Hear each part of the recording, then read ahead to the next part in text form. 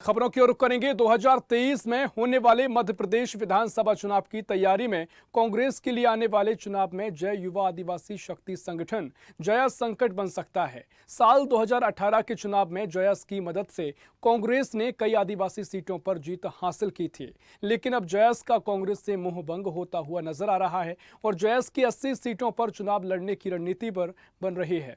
अंतिम पंक्ति के लोगों को विधानसभा पहुंचाने का जयस तत्पर है और अब सवाल उठता है कि क्या आदिवासी जिलों में अच्छी पैठ का जयस को लाभ मिलेगा या नहीं। आदिवासी समाज के जो संवैधानिक अधिकार थे, खासकर 5वीं अनुसूची, पेशा कानून, वनाधिकार कानून, जिसको लेकर हम पिछले कई वर्षों से लगातार हमारा संगठन मुकर रहा है।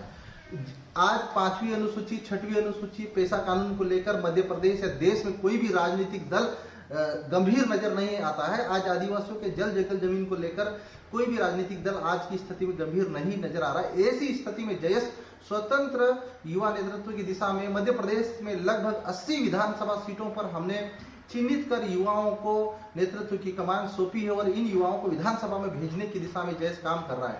पिछले कई दिनों से जयस महापंचायत कुक्षी के बाद हमने चाचरिया में जयस महापंचायत करी। उसके बाद आगामी जयस महापंचायत हमें 5 दिसंबर को मध्य प्रदेश के नलखेड़ा के पाइली में जयस महापंचायत करने जा रहा है। मुझे लगता है हम सभी विधायक अपनी बातें कमलनाथ जी के पास में रखने के बाद में आदिवासी हितों के लिए कांग्रेस पार्टी वचनबद्ध है, कमलनाथ जी वचनबद्ध हैं और हम इससे बिल्कुल भली भांति वाकिफ़ हैं कि हमारी सरकार आती है तो आदिवासी हितों के लिए हम बहुत अच्छा काम करेंगे।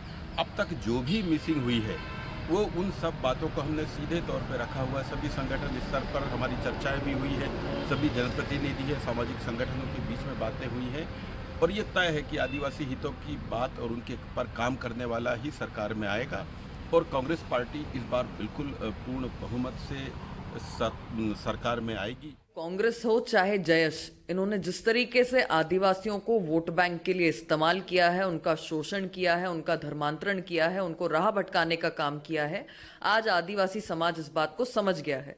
पिछले चुनाव में भी हमने देखा था कि जयस ने इसी प्रकार से प्रचार प्रसार किया था, कई सारे बैठकें की थी, कई युवाओं को टिकट दिया था।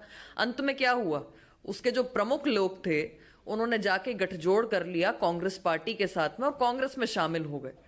तो आदिवासी जो है वो अब अपने आप को ठग